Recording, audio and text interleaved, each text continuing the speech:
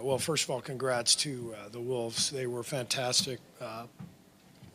Had a great series, beating us 4 games straight after that first one. Uh, Congrats to Chris Finch, Tim Connolly. They've done a great job here the last few years building this team, and back-to-back Western Conference Finals, pretty damn impressive. So. It was a fight. Really proud of our guys. They hung in there and they battled the whole way through, and quite a turnaround in our season. From where we were a few months ago to giving ourselves a chance and having a swing at the plate. For some real chances to go deep, and we were right there, and obviously. Didn't go our way, but again, the Wolves were great. They deserved it, and I'm very proud of our team. How difficult is the step aspect of this, and kind of the what if that you'll always live? Yeah, I mean, injuries are, part of the playoffs. I learned a long time ago. The playoffs are really about health, and then just guys stepping up and making some big shots, big plays, in key games. That's what decides every series. And so we've been on both ends of that, and it's just part of it. So there's no sense in dwelling on it. And, I don't want to take anything away from what Minnesota just accomplished. So no sense in even talking about Steph.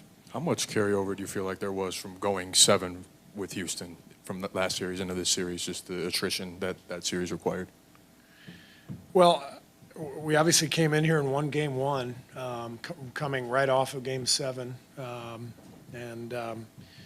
So I don't think it was an issue. I thought Game 3 was the key to the series. We're at 1-1, and we've got a 6-point lead in the mid-fourth, and they made huge plays down the stretch of that game, and that was the one we needed to get.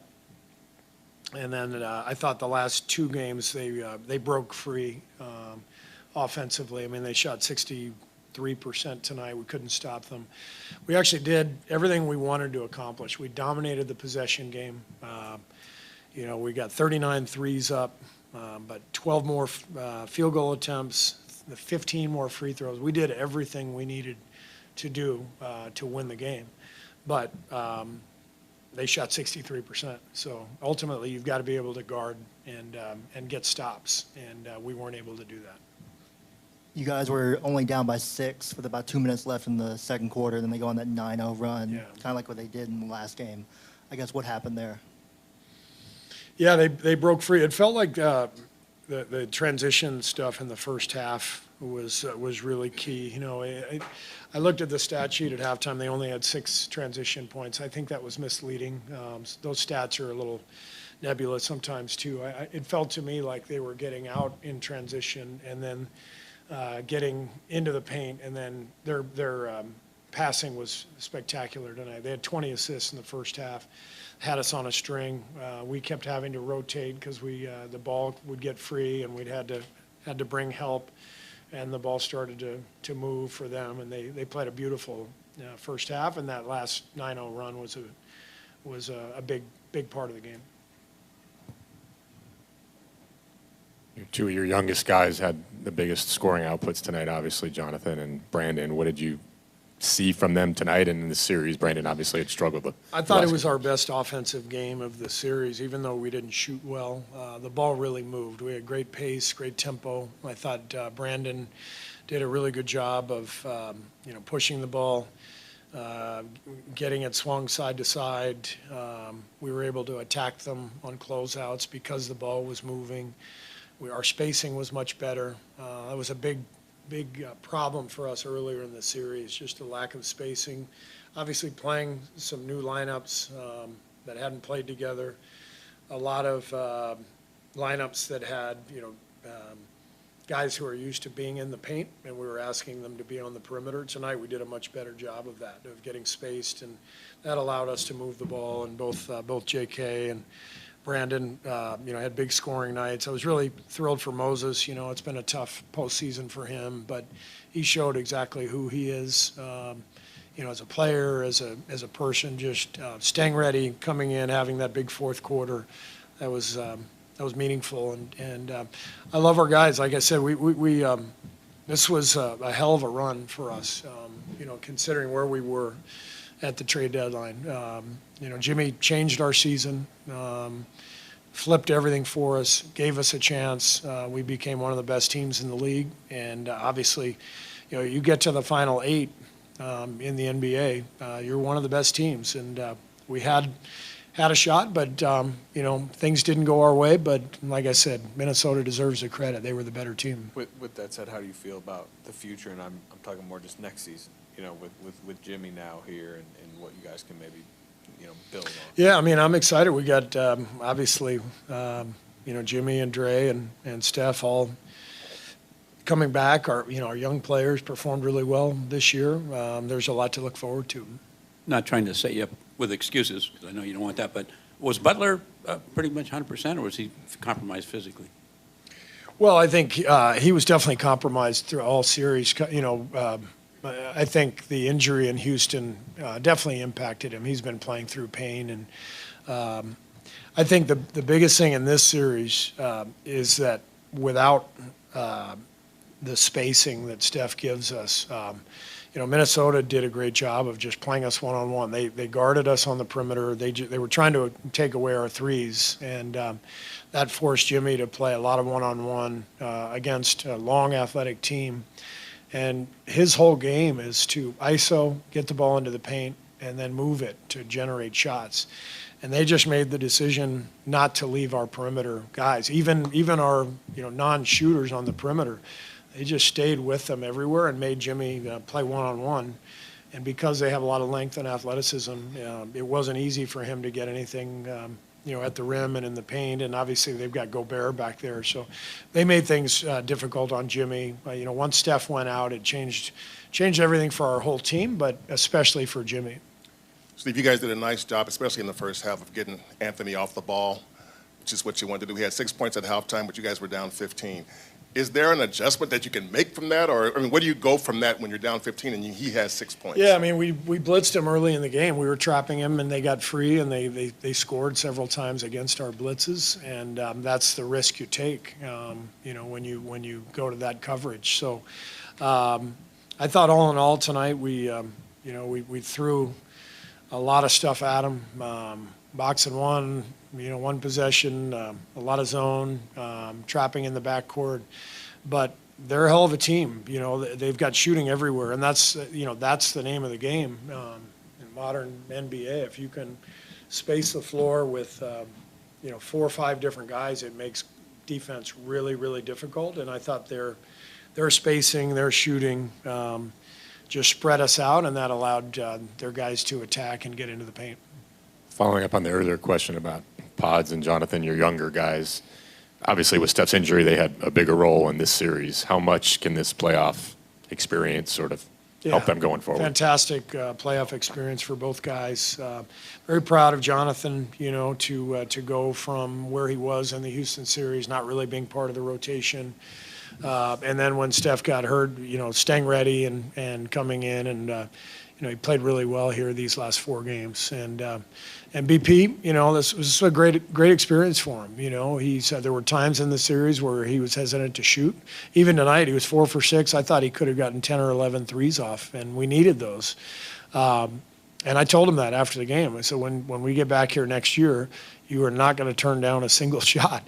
And that's part of the playoffs. I lived it as a player. It is it's a mind game. I call it, something more profane. It's, but the playoffs are they are a mind game. And it's really easy to lose your confidence. Teams throw different schemes at you. You have a bad game, and everybody's talking about your shooting percentage, and you feel like you're on an island. I've been there, and it was great for Brandon to go through that and then finish the series with a great game, because he's got to understand this is what it feels like. Nobody cares in January if you have 2 games where you're 4 for 20. But in the playoffs, everybody's writing about it, everybody's talking about it, you feel exposed, and that's a big part of playoff experience is understanding you got to keep firing, you got to stay aggressive, keep your confidence any way you can. Steve, you mentioned earlier we had a shot. When you look back at this series of the playoffs, the way you guys played to get out of Houston, the way Steph and you guys were playing that game one right before you got hurt, will you wonder what if? Like, what did you think how far this team could go, the potential? Yes, the next few days. You know, I mean, actually I don't even have to think what if. I know we had a shot. I know we could have gone the distance. Maybe we wouldn't have, but it doesn't matter. Again, everything in the playoffs is about who stays healthy and who gets hot. You know, are you playing well at the right time? Do you have multiple guys step up in key games, make shots? And do you have good health? And, you know, you see it every year in every series. And so there's a little bit of luck involved, you know, and we, like I said, we've been on both sides of that, and it's just part of it. Does it give you confidence going into next season of knowing like what this team is capable of? For sure, for sure. The second half of the season, we became one of the best teams in the league. We had, you know, really, I think the number one ranked defense for the last 30 games. We became a two-way basketball team. I think Mike Dunleavy's a superstar. I think what he's done in the last couple of years, I have total faith in Mike and his ability to look at our team, figure out what we need, and help us get better this summer. And so I'm excited for what's ahead. Yeah, disappointed, but Minnesota was great, and I wish them well. Steve, given the ages of Steph and Draymond and Jimmy, how much is luck just a part of when you get to this point? Luck that they stay healthy, luck that, you know, older players stay upright at this point? You need luck when they're younger, too, you know. You do. Like I said, we've been on both sides of it, you know.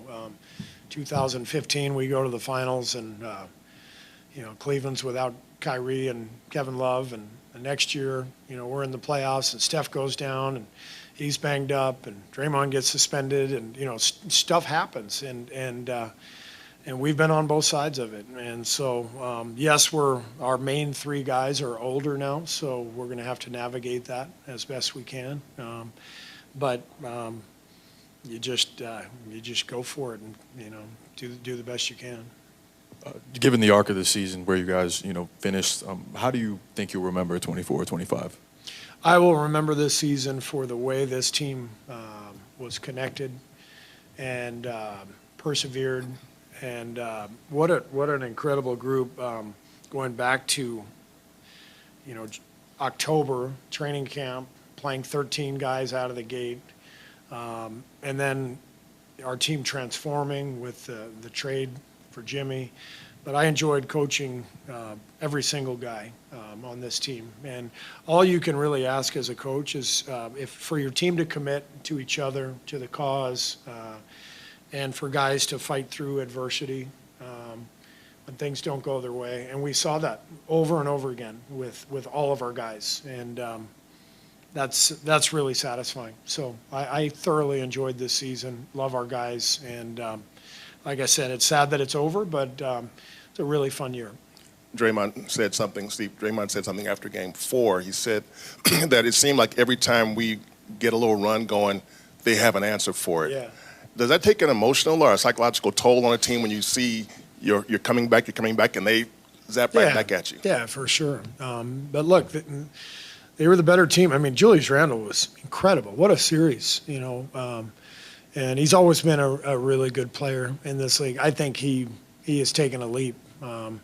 I remember playing here early in the season, and it looked like a tough fit, and they didn't have the spacing. You know, they missed Towns, and you fast forward to now, he's 13 for 18 tonight. He was just incredible the whole series. We couldn't stop him.